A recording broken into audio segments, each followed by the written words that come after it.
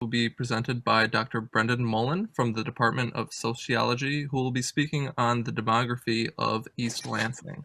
Dr. Mullan received his Ph.D. in demography from the University of Pennsylvania and has gone on to write books, articles, and policy publications on topics ranging from demography, development, migration, and inequality.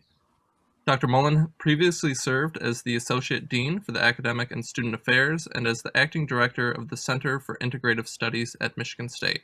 In addition to his research and outreach and service, Mullan leads the first-year Social Science Scholars Research Seminar. Welcome, Dr. Mullan. Thank you, Chris. So let me begin by sharing my screen and pulling up my overheads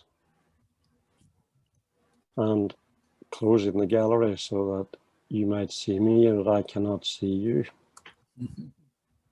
And as I always do when I start my Zoom, can someone confirm that they can see the introductory slide of my presentation?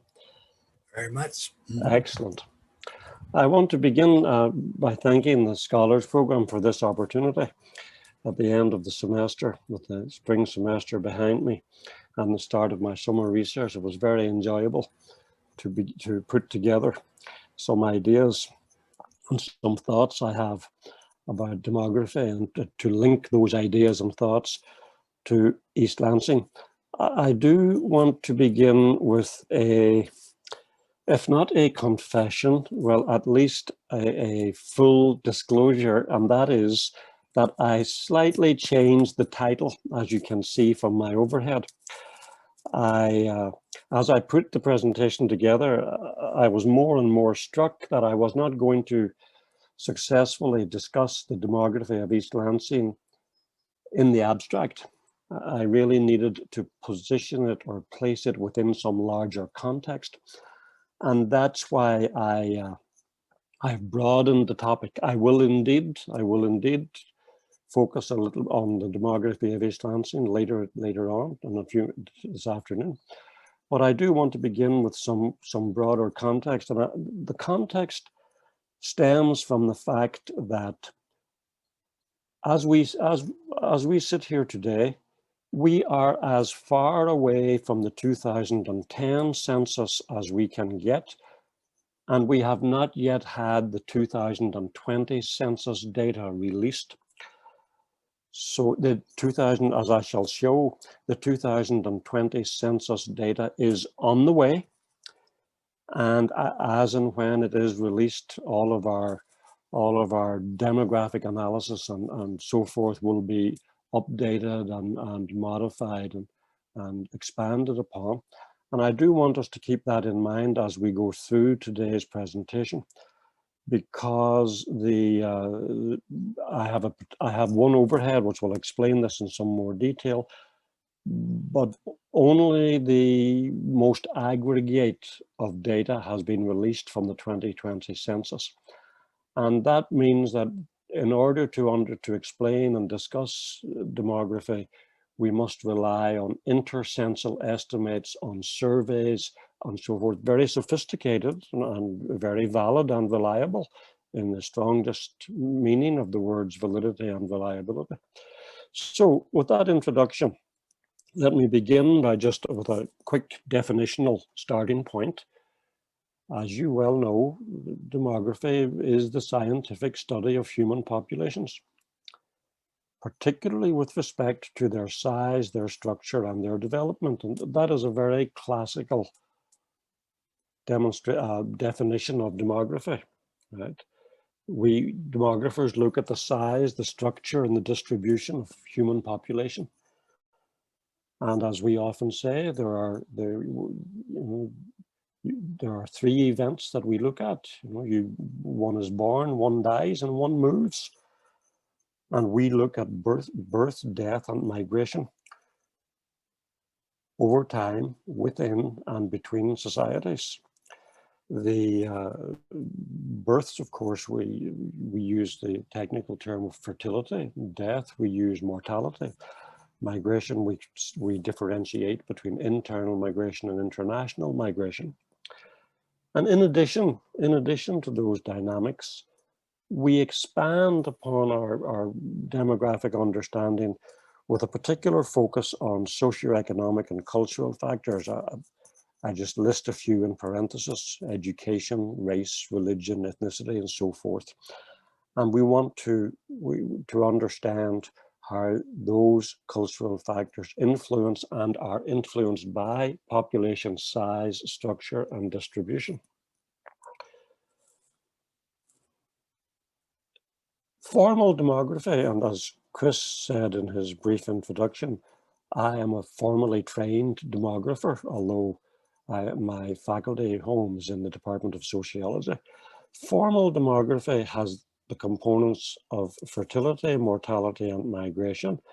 And formally, we very quickly zero in on age and sex breakdowns.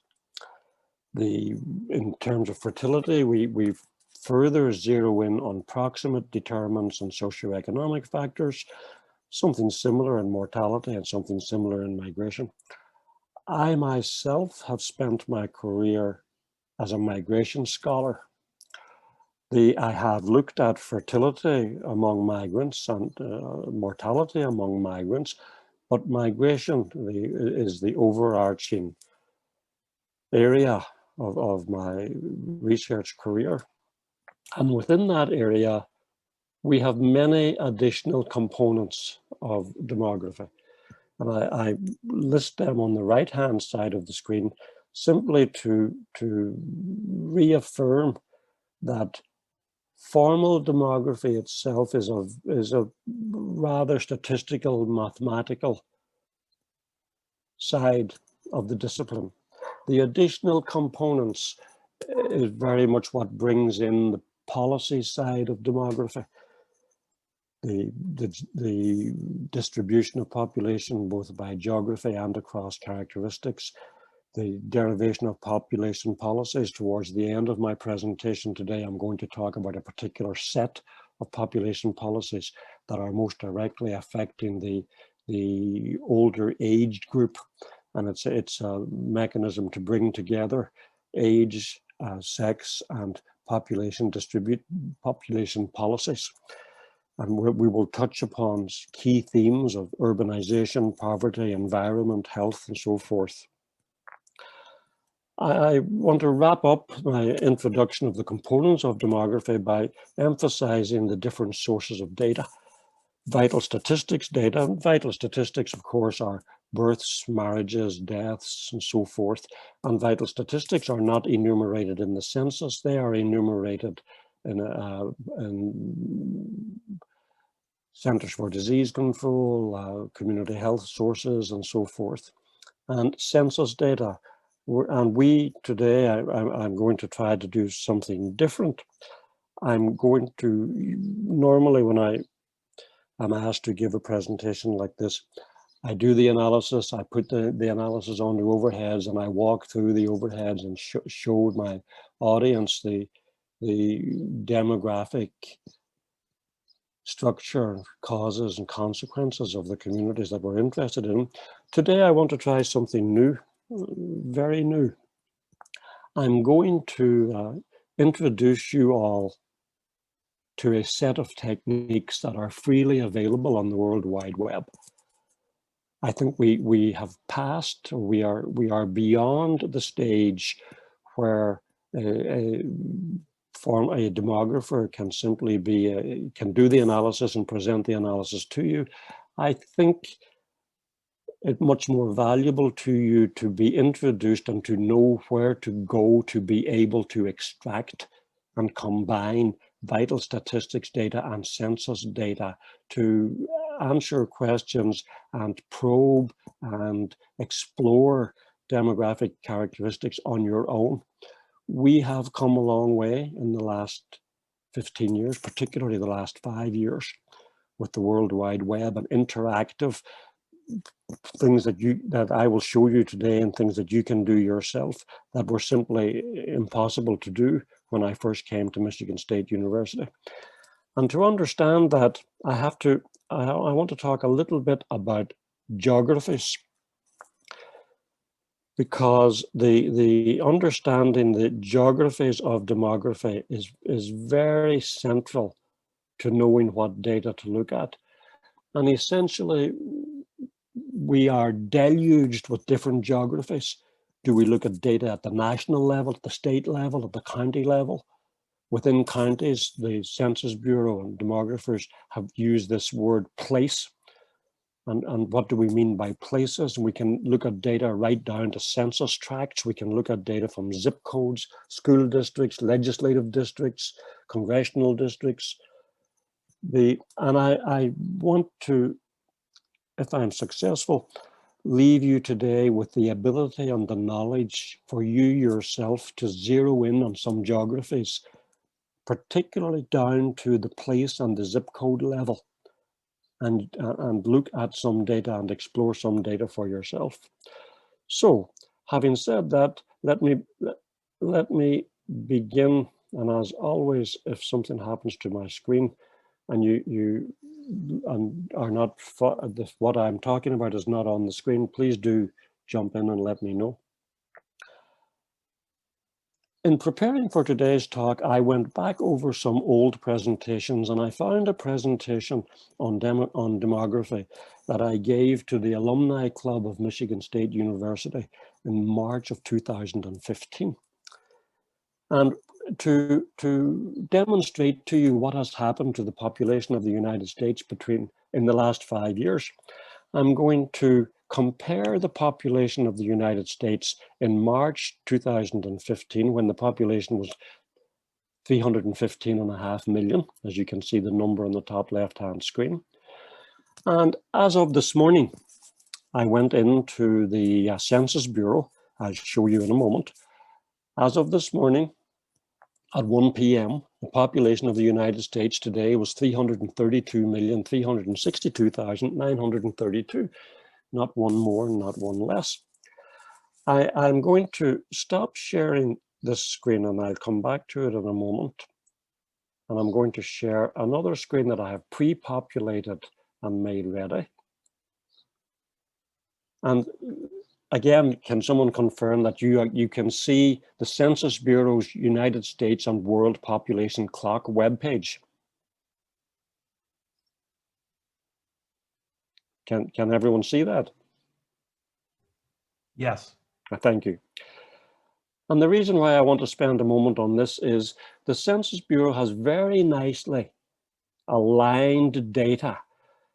On the right-hand side, you can see how fast world population is changing, and on the left-hand side, you can see how slowly the United States population is changing.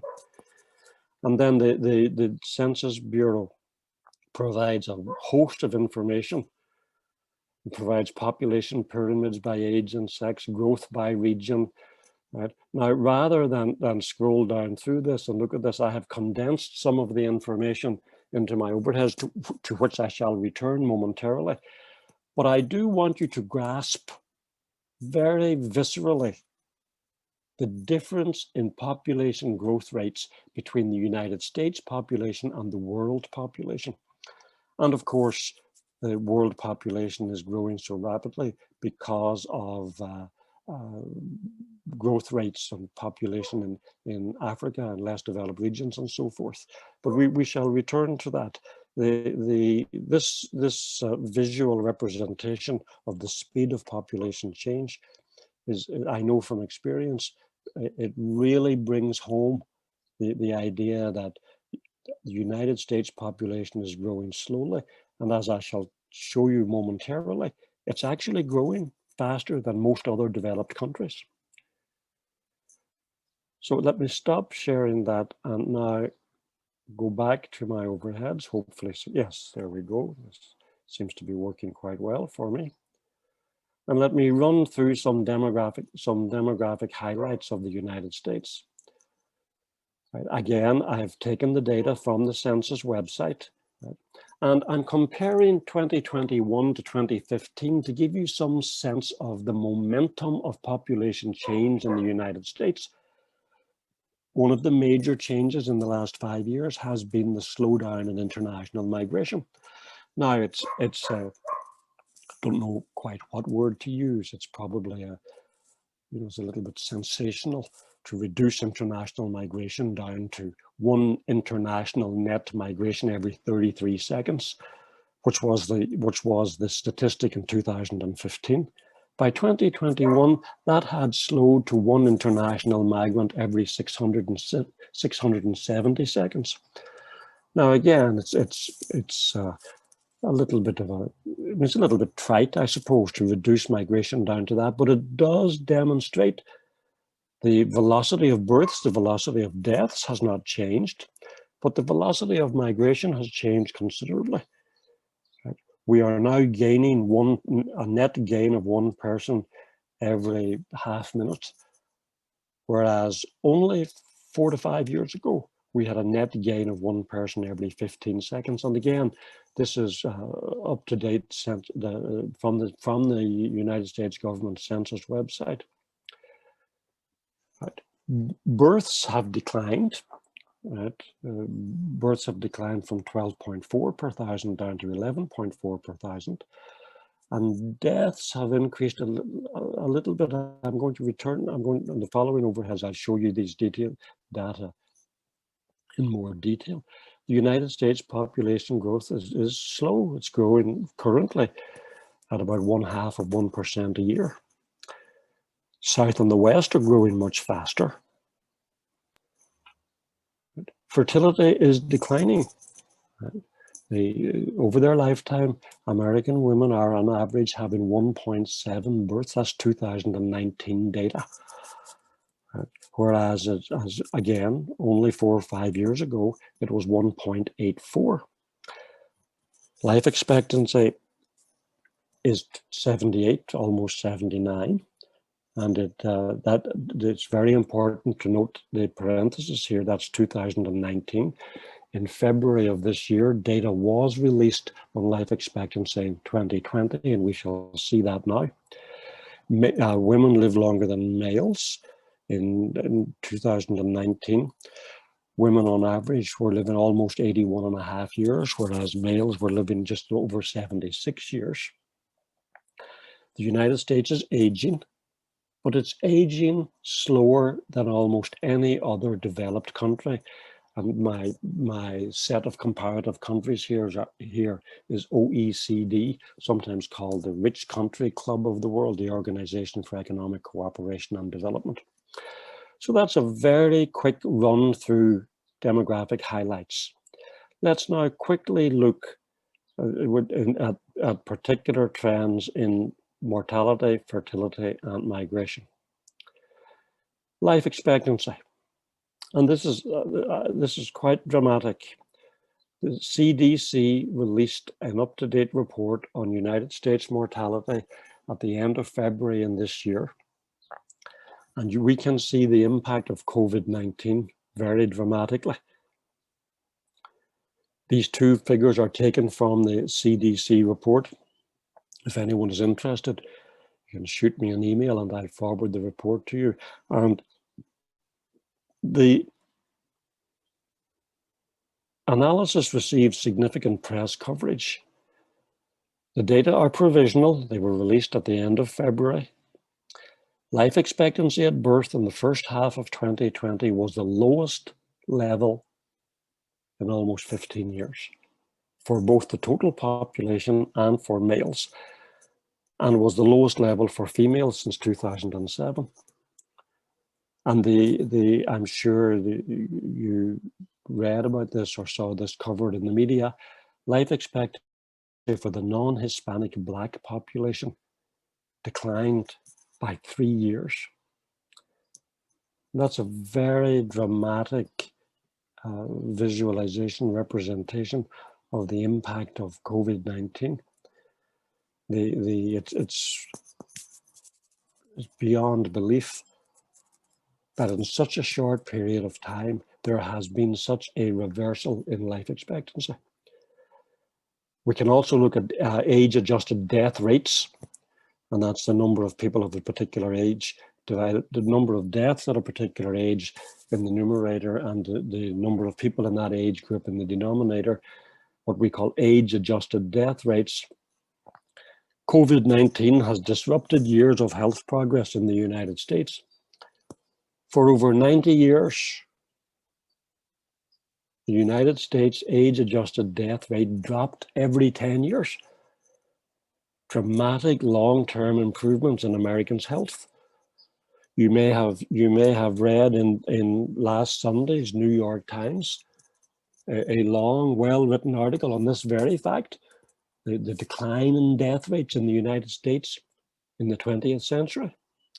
And I take a graph from the Centers of Disease Control, 1980 to you can see this consistent decline in age-adjusted death rate until last year. In 2020, this 10-year measure rose by 82 deaths per 100,000, and it has set the United States declining death rate progress back by almost 2 decades. There is some agreement among epidemiologists. Demographers are sometimes considered close cousins of epidemiologists. Maybe it's the other way around, it doesn't really matter. COVID-19 deaths are declining, but the disease is unlikely to disappear. Long-running effects like missed cancer screenings, a surging rate of drug overdoses, health inequities exacerbated by the pandemic.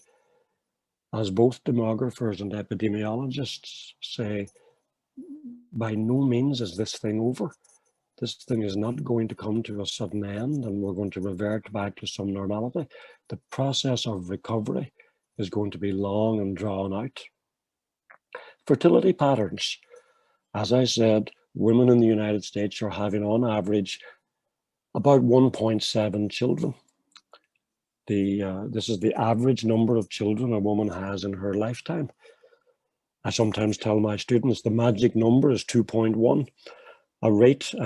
Average number of children, fertility rate of above 2 is necessary to replenish the population, simply because not all births make it to the age of reproduction. And some children die before becoming fertile. In 2019, women had 1.7 children on average. And this graph is the fertility rate of the United States, and you can see very dramatically. It's taken from the Federal Reserve using World Bank data. The United States is certainly not in the same arena as South Korea, where the fertility rate is 0.9, or Italy, where it is just below 1.3, or Greece, much of Europe. So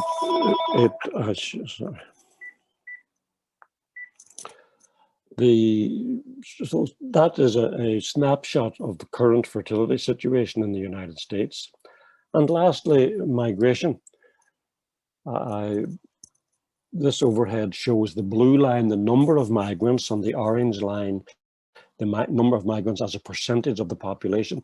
The orange line is a much more valid and reliable indication of the foreign-born population, the number of immigrants in the United States. When the number of immigrants is adjusted as a share of the population at that particular time, we can see that in 2020 we are very close to the peak in 1914.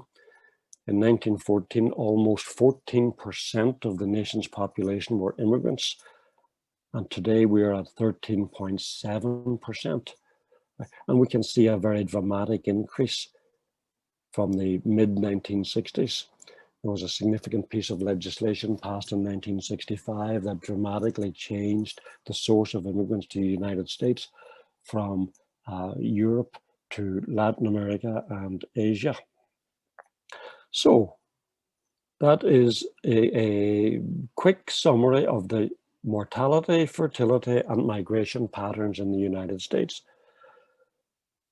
This overhead is entitled The United States Demographic Exceptionalism, and I put exceptionalism in quotation marks because the United States is not as exceptional as it used to be, and that trend may be back 10 years ago. The United States had a fertility rate of closer to 2, and that really did make it much more exceptional. The immigration is the major contribution. When immigrants come into the United States, it takes almost a generation before the immigrants adopt the fertility patterns of the native-born Americans. Demographers visualize a generation of being about 30 to 35 years. Right? But still, the United States has a relatively high birth rate of 1.7 children each, certainly higher than European countries. When we look at population projection, by how much will countries increase their population between 2010 and 2050? The 2010, we have reliable census data for most countries. And the United Nations Population Division carries out very robust population projections. And I went into the UN and I looked at the top 10 countries. By how much will their population have increased in 30 years, in 2050? And you can see that India, Nigeria, Pakistan, and Tanzania are the top 4. The United States population will have increased by approximately 90 odd million by 2050. This is between 2010 and 2050.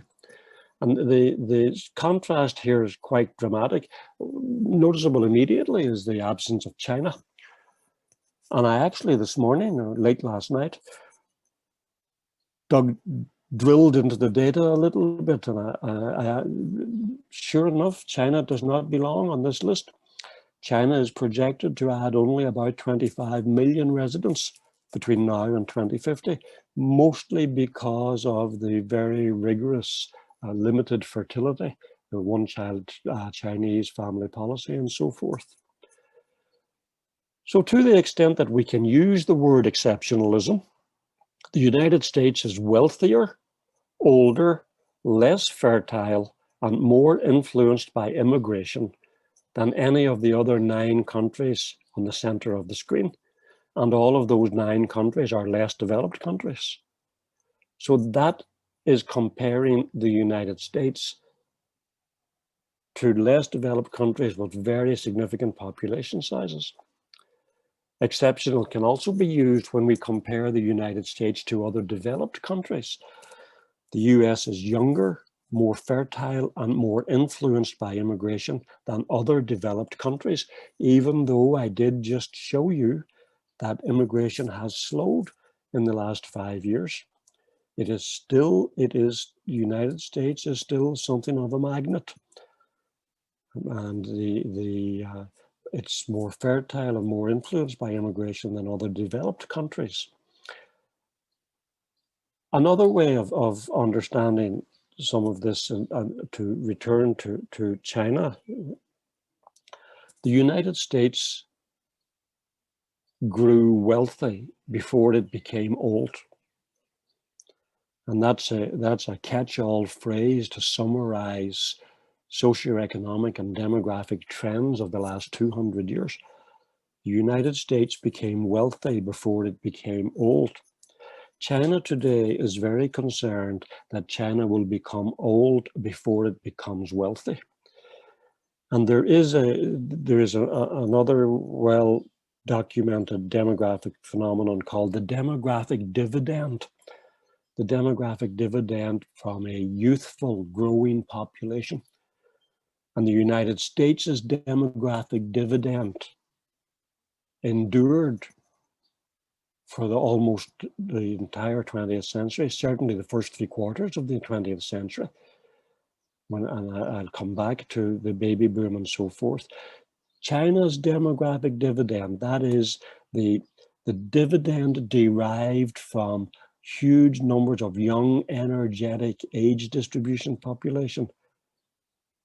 China's demographic dividend is very short-term in nature, and that China is very concerned about becoming old before it becomes rich. The United States Census provides a demographic snapshot. I decided not to pick off data and cram them onto an overhead. What I'm actually going to do, where's my cursor? I've lost my cursor.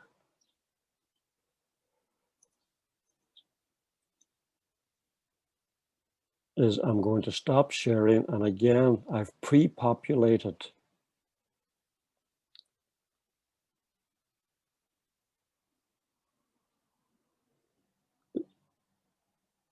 there is the census data web page, and we can see that we now know the April 1st, 2020, the United States population. Yes, can everyone see that? Yeah, you'll need to share your screen again.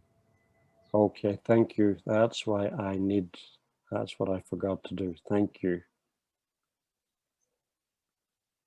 Now everyone can see it. This is the official census page. It has now been updated to include the population. We do have some characteristics. I'm not going to go through this. I do encourage you to visit the Census Bureau. It's a web page. It's a fascinating web page. It's something of a time sink. Hours will go by and you will still be drilling down through the data. Rather than deluge you with census data, what I thought I would spend 5 minutes to bring you up to date on the status of the census results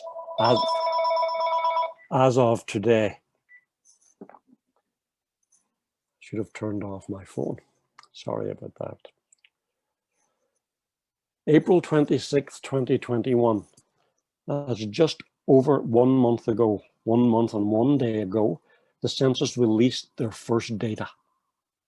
Michigan's population 1 month and 1 day ago was 10,077,331, up by less than 2% from the 2010 data. By the end of this month, the census will have released additional operational quality metrics. There is some controversy surrounding the speed at which the Census Bureau is going to release the data from the 2020 census. They are committed by August 16th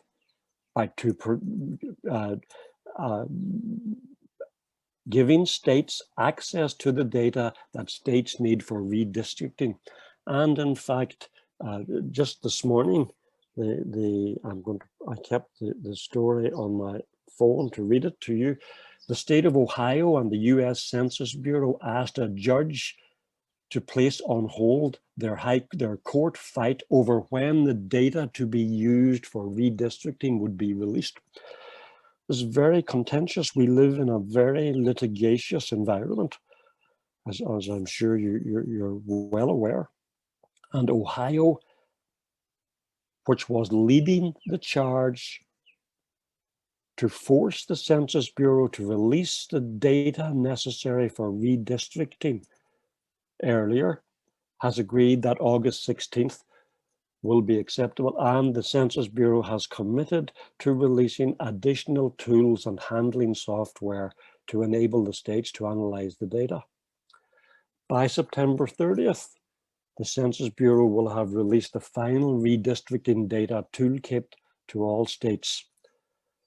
So it's we are some time away from having public access to data, but we are very close to having access to redistricting, apportioning seats.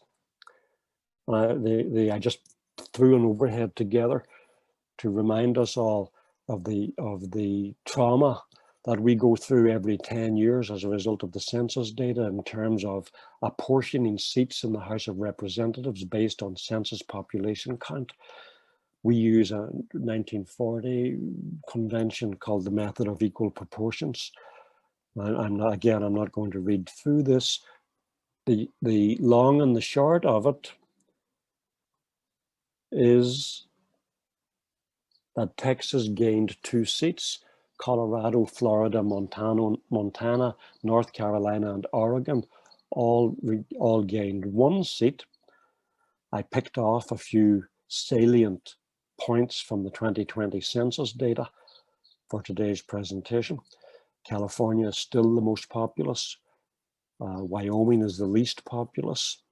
Texas gained the most. Utah is the fastest growing state. Utah, of course, has a fertility rate well above 1.7. Michigan, in addition to California, Illinois, New York, Ohio, Pennsylvania, and West Virginia, shall lose a seat.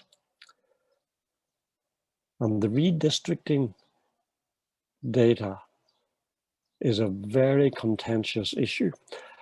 I put an overhead together, but I decided not to share it with you in the interest of time. States are moving towards redistricting commissions. In fact, Michigan, as you well know, and I know there are members of the audience who were very much involved in this, Michigan will have a redistricting commission. The attempt is to minimize and reduce the blatant partisanship in redistricting every 10 years and redrawing congressional districts. That's as much as we are able to do with the 2020 census data to date. It will be perhaps by this time next year, we will be able to drill into the data. Technology has enabled us to access the data much quicker than when we were using data tapes on mainframe computers, which I used to do many years ago. And given that that's as much as we can do with the census data to date, the question arises, how do we drill down into census data to look at Michigan or more narrow locations? Now I can begin to get to the demography of East Lansing. And I want to share with you a tool that was developed in 2018. It went live and public in 2019, and it has begun to have very widespread use last year and this year. And it's called the Data Commons, and the website is datacommons.org. And before we go there and before we begin to look at localized data, I want to tell you a little bit about it. And I want to encourage you to go to the datacommons.org website. I shall show it to you in a moment and we shall explore it together. It was launched in 2018 as an open knowledge repository. It's hosted on the cloud by Google, and it provides a unified view across multiple public data sets. It's quite phenomenal. Right? The data sets that are being combined, economic, demographic, scientific, health, open data sets. And most importantly, the data are verified by an international fact-checking network. Again, you certainly don't need me to tell you that we live in an environment where fact-checking is de rigueur. And I've been quite impressed with the datacommons.org website. It pulls together vital statistics data, census data, CDC data, World Bank data, labor statistics data, even atmospheric, climate, oceanic, NOAA data, the FBI statistical data sets, international data sets. And we can use the data commons to examine the demography of Michigan and the demography of East Lansing. And before going there, I want to, I lost my cursor. I just want to emphasize to you the value of this resource. Until today, we had multiple sources of data for multiple constituencies. Numerators came from one source, denominators came from another source, and part of the demographer's public presentation was to combine those sources together in a palatable and easy to understand format and then share with audiences such as yourself. A sophisticated audience like today's audience means we could do that fairly quickly, but it was tedious. And the Data Commons website not only pulls the data sets together, it presents the data visually and graphically. And it presents the data at very refined geographies. And that's why I went back, and if you remember 15 minutes ago, in one of my introductory slides, I spent some time talking about census data, vital statistics data, different geographies, because it is now, without exaggeration, it is now accessible with a simple click of a mouse. Might well be putting me out of business. You know, I can feel the hot air of automation on the back of my neck. On the other hand, interpreting and analyzing the data may well save my bacon, so to speak. So let me again, I need to start sharing. I pre-populated the data. I want to be, now can everyone see my screen? I'm beginning with a map of Lansing. Can someone confirm that you can see this? Yes. Thank you. Thank you. And that's very familiar to us all. We live here. We understand that map. We are in Michigan. We are in a tri-county area. We have 3 different counties. We have the city of Lansing. We have the city of East Lansing. We have Meridian Charter Township. We have Bath, Williamston. You can see the map. All of those geographies have demographic data associated with them. And I'm going to begin with Michigan. We are now in the data commons, right? And the data commons provides data on all of these characteristics: economics, health, equity, crime, education, demographics, housing, the environment. And if I scroll down, we can see that right now we're looking at economic data. I can click on demographics and look at demographic data. And we can do this for every county. I can zero into Ingham County. There's Ingham County, or Eaton County, or Clinton County, right? And all of those, then we can, all of these characteristics are available at the county level. But for the moment, let us begin with Michigan. What I plan to do in the next 10 or 15 minutes is simply to run through Michigan, East Lansing, and then drill right down to the zip code. And it's because of this aggregated data set, it's now possible to do that. We'll take a quick look at the demographics of Michigan. And there they are. The population of Michigan, the population of states near Michigan, population of other states, the population of places within Michigan.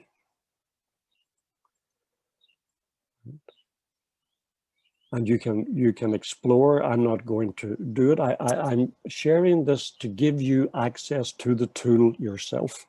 You can export the data. You can map the data. You can graph the data. You can look at population density. Right? You can look at the population by age. You can compare the population with other states and different age groups. The population by gender. And I'm simply looking at the demographic characteristics. You can drill down through the information, for example, to see life expectancy. Strangely enough, life expectancy is under the health umbrella. It's not under the demographic umbrella. And just as I looked at the data for Michigan, so too I can look at the data for Ingham County. Right. And we can see, and within Ingham County, I can zero in on Lansing. I can zero in on East Lansing. And now we see East Lansing on the map. And I can scroll down and we can begin to see characteristics. Let's take a look at the demographics of East Lansing. And here the East Lansing, population of East Lansing compared to Lansing, Meridian, Delta, Delhi, population density, the age distribution of East Lansing. We can see, of course, the dominance of the 18 to 24-year-old age group in East Lansing. We do not see that in Lansing or Holt. We can look at the age distribution of other cities.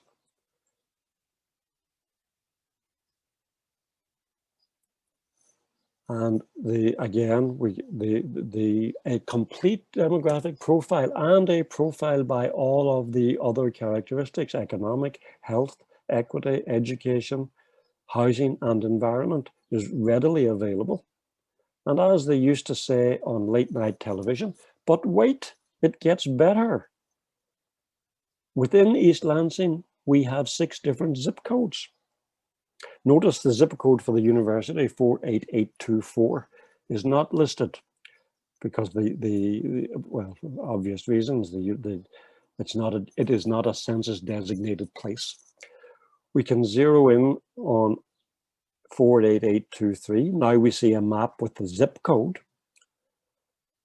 and we can zero in on demographics at the zip code level. We can see that 48823 is a zip code in the Congressional 8th District.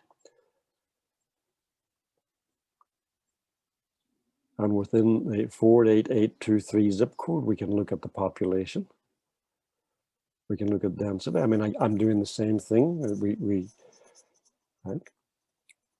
And we can see, again, we can see the age distribution very strongly dominated by the young college-going population.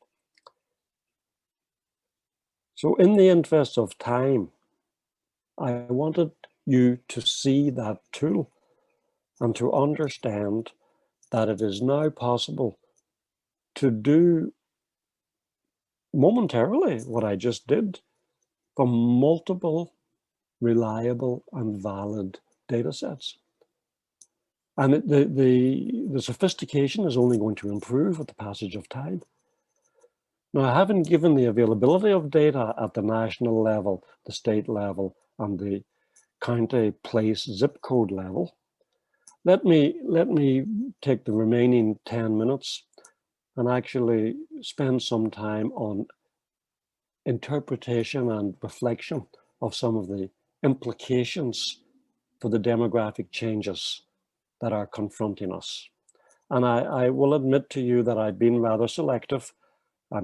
There's a huge, as you now know, there's a huge array of demographic data that I can zero in on, but I've been somewhat selective. So let me return to my overheads and talk about some major themes. Right? I'm going to talk a little bit about new immigration and the change in racial landscape. Today, of course, is the anniversary of the horrific events in Minneapolis a year ago, and the changing racial landscape is a very dominant theme. I'm going to talk a little bit about the aging of society. And I've already mentioned the impact of COVID-19, but I put it on the overhead because I want to include it. I didn't talk about deaths of despair and the opioid crisis and the depression crisis, particularly among rural, non-college educated white males, younger white males. So, about 1 million immigrants enter the United States legally each year. Another 500,000 or so enter illegally. The character of migration into the United States has changed very dramatically in the last half century. The European character has been very much replaced by what is called the new immigration. I put new in quotation marks because after 50 years it's not so new anymore, but demographers still refer to it in the context of the change in immigration laws of 1965 and 1986. New residents are primarily Latino and Asian, not European as before. Just to bring the point home to you, I'm actually doing what I do in many of my classes. I'm jumping in and out of my overhead so that you see my face and you can relate to the presentation a little bit better. I'm a naturalized American citizen. I was naturalized in the year 2001 in the Gerald R. Ford Museum in Grand Rapids. 74 people were naturalized the same day as me. my partner and our children were there too, although our children were born in the United States. We were the only people from Europe. Sophia and I were the only people from Europe among the 74 people. And that captures that overhead. By the way, as part of the naturalization, I had to complete a naturalization examination. And one of the questions I was asked in my examination was to name the original 13 colonies. When I tell my students that they are, I don't know if I should say frightened by the fact that they're not sure they could do it, I got 12 of them right. I missed Maryland, poor old Maryland. Okay, back to my overheads. Second major theme that I want to wrap up my discussion in the next 5 to 10 minutes is the aging of society. Right? The falling birth rate, the advances in medicine, and again, I refer you to the two articles that appeared in Sunday's New York Times.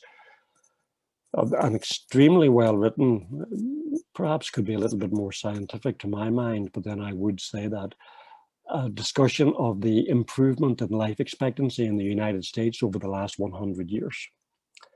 And that has resulted in a dramatic growth of the elderly population. In 2030, there will be 8.5 million people aged 85 and over. And by 2050,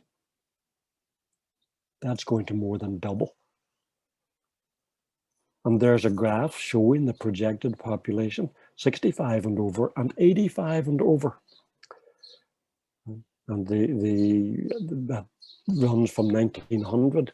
And we can see the dramatic takeoff.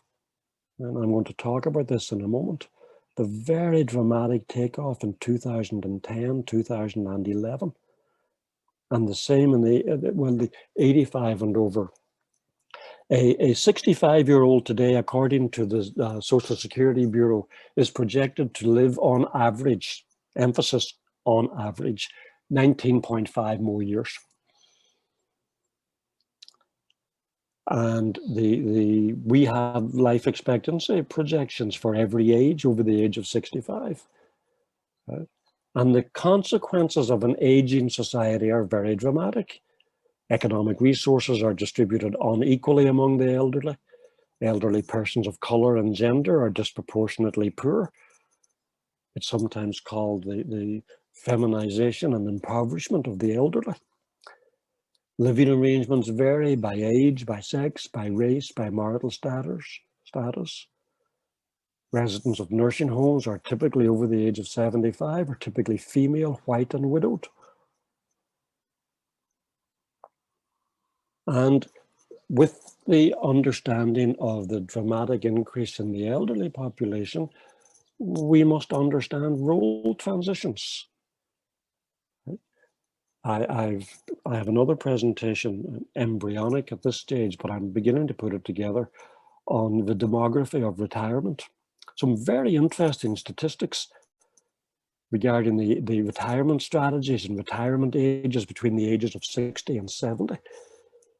Overwhelmingly, Americans continue to retire at 62, despite the fact that waiting until the official retirement age, which if you're born before 1950, official retirement age is 65. If you're born after 1950, it goes up in 2-month increments.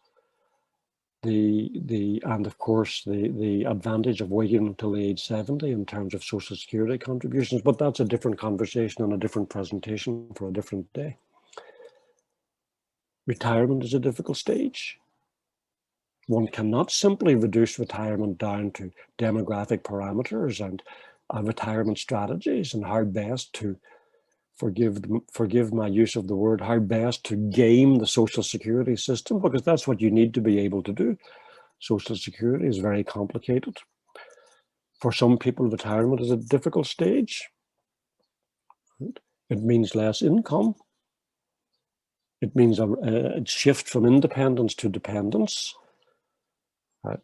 And the dependence means less independence and more dependence on either adult children or institutional resources. And again, I'm working on it for another presentation that I'm giving. Is the demography of caregivers. Demographers talk about the old and the old. By the old, we mean age 65 to age 75, and maybe age 77, age 80. And the old, we mean age 80 and above. And the demography of caregivers has begun to focus on the old providing the care to the old. And the transitions and the implications of that are quite significant. The change has happened over the last century. In the early 1900s, 70% of widows and widowers moved in with their families. Now, 70% of widows and widowers live alone. And the challenges of the loss of a spouse, it reduces income from Social Security. The widowhood is a social disruption, and women seem to handle widowhood much better than do men. I'm reminded of some of the comments that last week's presenter shared with us, and the sex differences, psychological sex differences. Women seem to handle stress and depression better than males. And I'm branching out of demography and a little bit into psychology, but socio-demographers are beginning to look at it. The whole concept of human agency. The human agency needed to overcome isolation. And the human agency must be enhanced and empowered so that the elderly do not disengage from social relationships. Right? I don't want to paint an overly negative picture, and I put the bottom bullet point of this very quick summary in red to emphasize the point. The majority of the elderly are vibrant, active, and engaged socially, engaged in the community, engaged in institutions in the community. In fact, dare I say, this very town and gown talk series is testimony to that. And I want to end with, again, I put it in quotes because I don't like the phrase, but it has gained currency, the grey tsunami. The United States is on the brink of a longevity revolution. There's no other way to put it. In the next decade, 77 million baby boomers will retire. To really emphasize the point, today, tomorrow, Thursday, Friday, 10,000 baby boomers are going to retire. To understand the baby boom, keep your eye on Donald Trump, George W. Bush, or Bill Clinton. Keep your eye on all three of them. Those three guys, maybe keep both eyes on them. They were all born in 1946, June, July, and August. Donald Trump was born in June, Bush was born in July, and Clinton was born in August. What a summer. Why do I say keep your eye on them? Because 1946 was the start of the baby boom. And if you add 65 to 46, you get to 2011. And the baby boomers, those born in 1946, began to retire in 2011. And that will continue until approximately 2029. And as soon as I'm generalizing, of course, it's not universal, but it gets the message across. When the baby boomers retire, they raise their hand and they say, hello, Social Security. And many of them have not saved enough. In my demography of retirement, presentation, I plan to talk about the three-legged stool of retirement, how the Social Security, pensions, and home equity, and how those three legs have been undermined and diminished and diluted over the last 20, 25, 30 years. Among Americans over 80, which is the fastest growing segment of the United States population, we are concerned about neurodegenerative disorders. And let me end with Social Security and the American Association of Retired People. As many of us are, I'm very impressed with the American Association of Retired People. They have analyzed, and I'm stealing an overhead from this presentation, I tell you, that I'm working on. They have analyzed ways to tune up Social Security, to raise the payroll cap, increase the payroll tax, raise the taxation on benefits and so forth. Social Security is projected to run into difficulties. It will not run out of money. And sometimes scare tactics are used and rhetoric is used that, oh, Social Security is going to go bankrupt. It's not going to go bankrupt, but its surplus that was generated by the overwhelming number of workers paying into the system when the retirement numbers were much smaller, the surplus was generated. The surplus will be considerably weakened by 2033. But simply increasing the Social Security tax on all wages and not just the first 142,000 as it is in 2021 would eliminate 70% of the shortfall. Or increasing the payroll tax by 0.1% until it reaches 14.4%, as opposed to 12.4%, equally split between the employee and the employer, 6.2% each, would eliminate 50+%. In other words, and I want to end with this, demography is not destiny.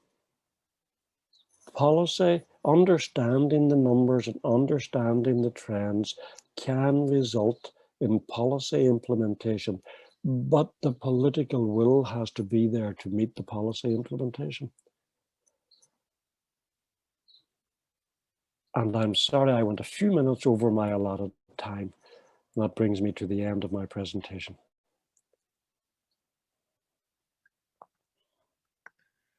Thank you, Dr. Mullan. So now we're going to open up to questions. As always, if you want to put them in the chat, I can read them aloud, or if you'd like to raise your hand, you can speak and ask Dr. Mullan a question.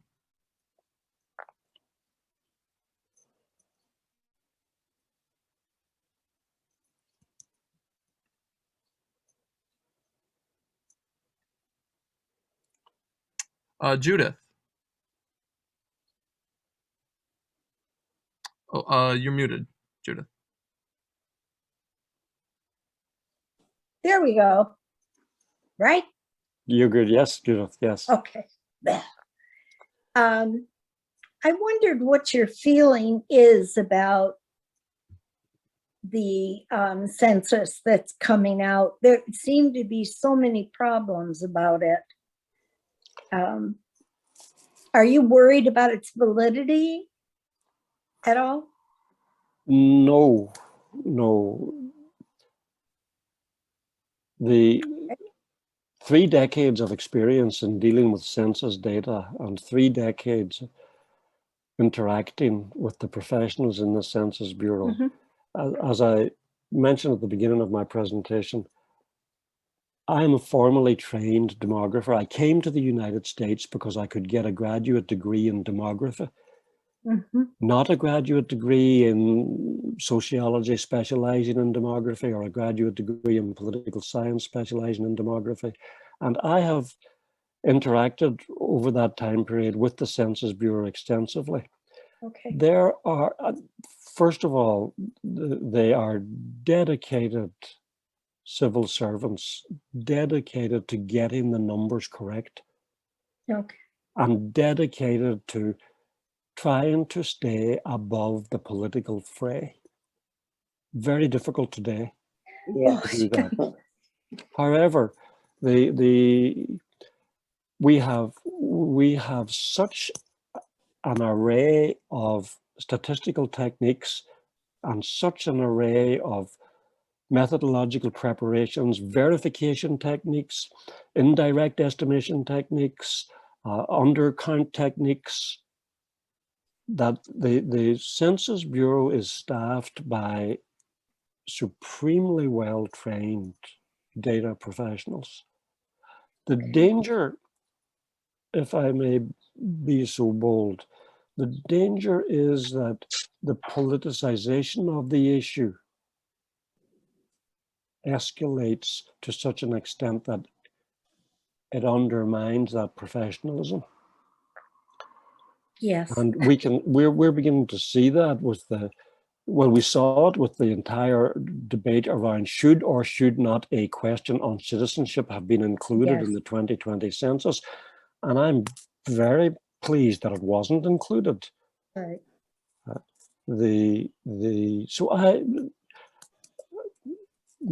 Largely because I know the data and I know the people involved and I know the techniques, I have confidence, utmost confidence in the census data. I didn't spend any time, and I mentioned that I have an overhead on it, but I didn't polish it It's up okay. and finalize it on this whole issue of redistricting. 13 states now have commissions, redistricting commissions, and more are in the offing. That's good. And I agree, Judith. And that might minimize the politicization of the census data, because the value added in being able to gerrymander redistricting areas was. Thank you so much. That makes me feel a ton better.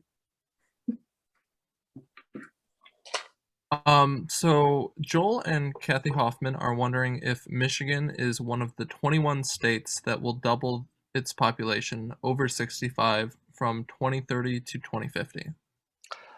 Well, I mean, I could drill down into the data and try to answer that. Offhand, I don't know. The growth rate, Michigan's increase in population would lead me to say that it's more than likely.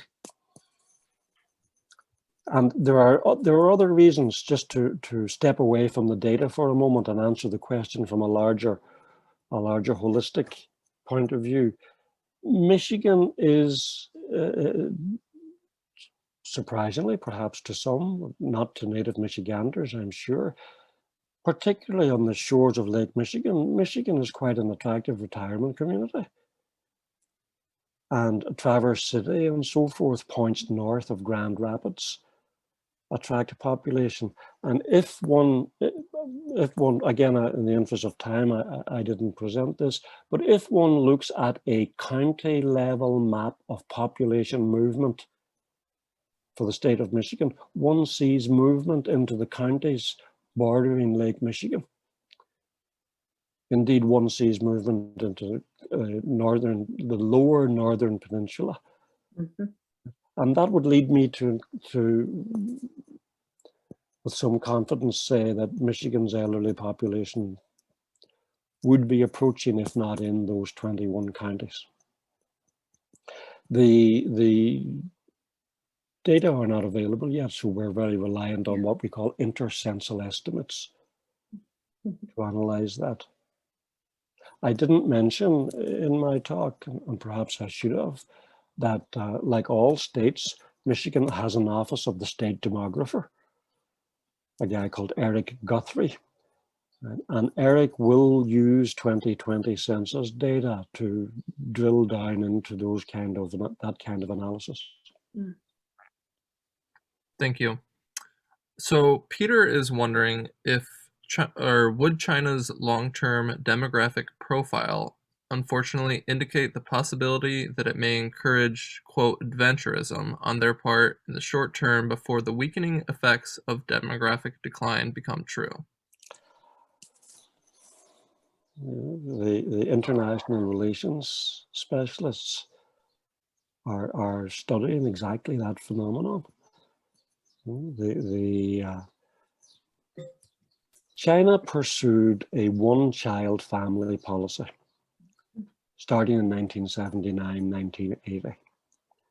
And demographers and perhaps the audiences at large reflect and ponder on a one-child family policy in terms of the aging of the population and the family implications of families having one-child family policy. It has fundamentally changed the demography of China in ways that not even the Chinese administration, the Chinese government anticipated. Imagine for a moment living in a society where couples have one child.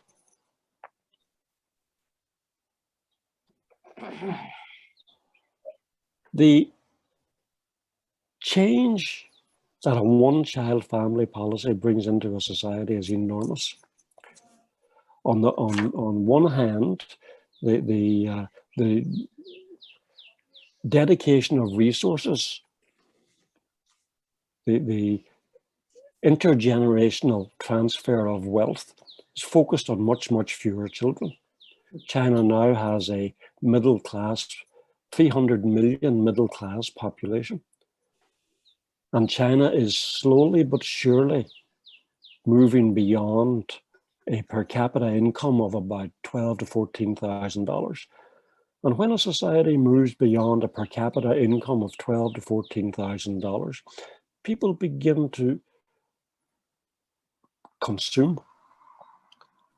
And not only does China have to worry about a very unique demographic signature, China is very concerned that it must move away from a manufacturing, construction, development, state-sponsored capitalist model and build a consumer-oriented development model, and to do so in an environment of state-controlled capitalism is very difficult.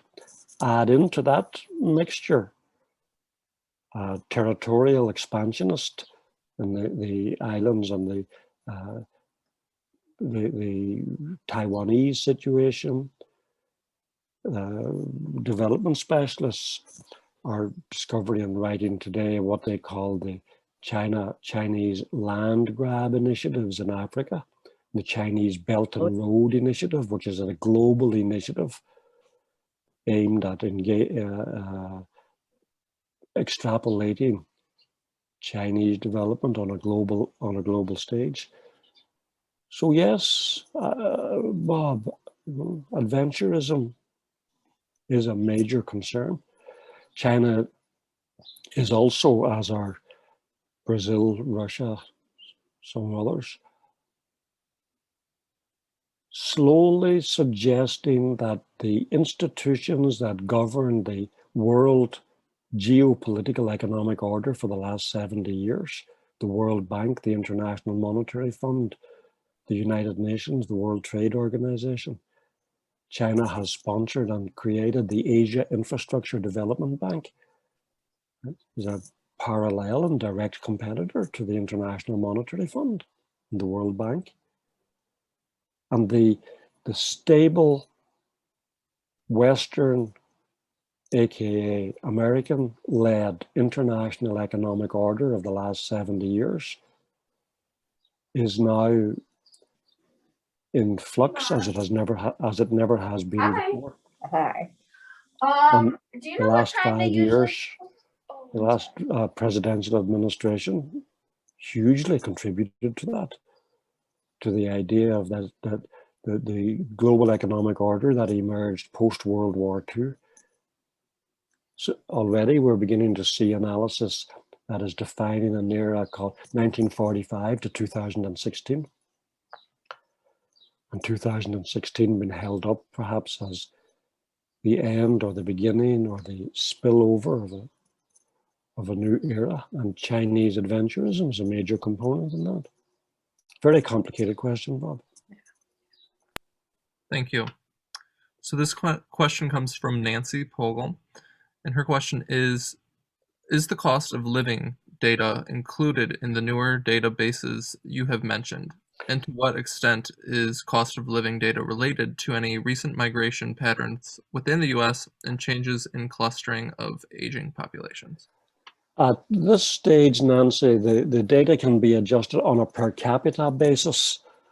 There is no explicit inclusion of a cost of living allowance.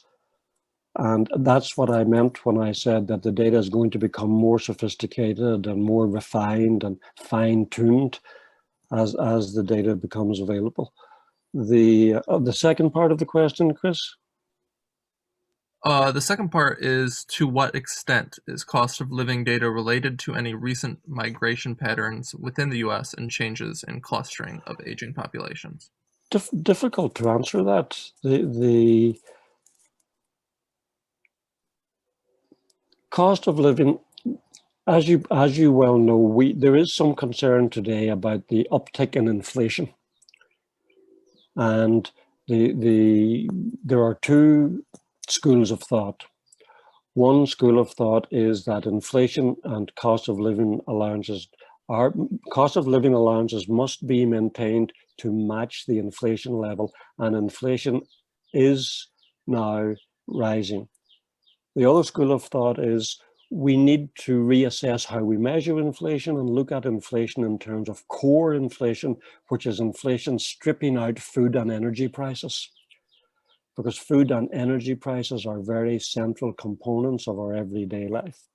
And if you look at core inflation, then the change in inflation is not as significant. Now, as to whether or not migration affects that, the age distribution of immigrants leans towards the young side of the age distribution. And the youthfulness of the immigrant age distribution would mitigate and lessen any effect on cost of living increases in the face of inflation. The moving, if I may, going beyond the immigration component of the question, the cost of living allowances and the social security components that I closed my presentation with are of more concern. The need to match social security payments. Social security, of course, is adjusted every year by a cost of living allowance. And the elderly living on fixed income streams need a cost of living allowance. So to the extent that immigration would affect it, it would take time for the immigrants to feed into that particular demographic stream, that stream of elderly Americans. Thank you. Other questions for Dr. Mullan?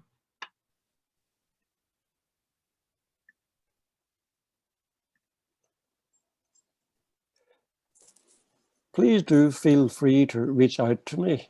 I perhaps, John, we can make my overheads available too. Absolutely, yeah. Brendan, can I realise we're a little bit over time, but you mentioned earlier that you were going to say a few things about the deaths of despair and the opioid epidemic. Is there a concise way of conveying the significance of what is now occurring, particularly among young white males without a bachelor's? The definitive source on the deaths of despair is, of course, Angus Deaton and his partner Anne Case. Angus Deaton is a Nobel laureate. It was he who looked at age-adjusted death rates for rural white males in the 35 to 50 non-college educated group. And the opioids, mental depression, suicides and so forth. And I'm not as well informed on it as I probably should be, but there is an emerging analysis and emerging literature accepting the identification of the problem and beginning to address the issue to the extent that we can.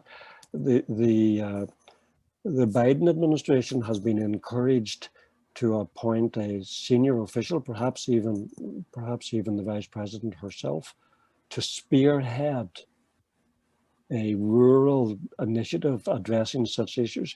There are also some very innovative policy suggestions.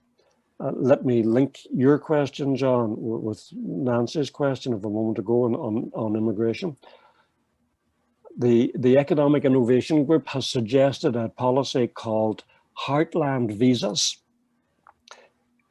Award immigrant visas to immigrants, and they must work and live in the very areas that are being decimated by these deaths of despair, and Rust Belt cities and rural areas and so forth. The idea of stimulating economic growth through immigration to the areas that are now the non-coastal, non-urban decaying areas. And that Economic Innovation Group is, and their very innovative policy prescriptions for addressing this issue is garnering some attention. Can I, to what extent do decision makers in government seek the kind of information you've been sharing to help them make decisions?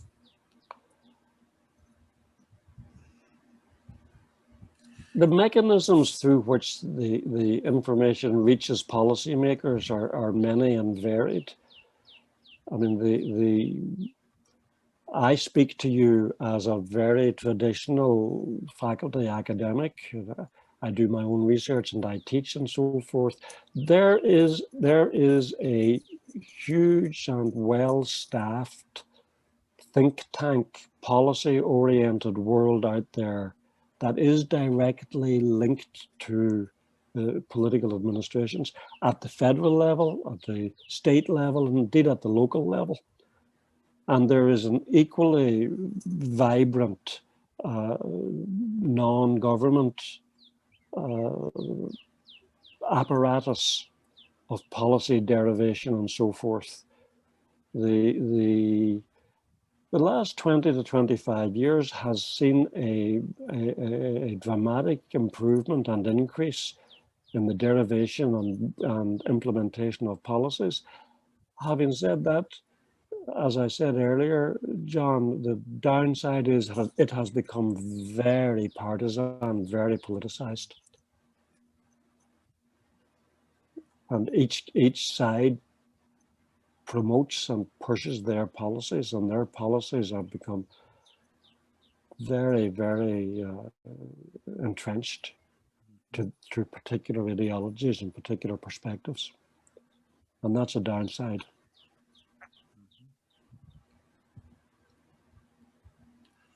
Thank you. If there are no other final questions, I think that's a good time to end another successful evening. On behalf of our participants and Town and Gown, thank you, Dr. Mullan, for joining us. It's been really informative. Thank you. Perhaps when I finalize my demography of retirement, I can come back. You're always welcome, Brendan. Yeah, thank you. That really was enormously rich. Yeah, hugely valuable information.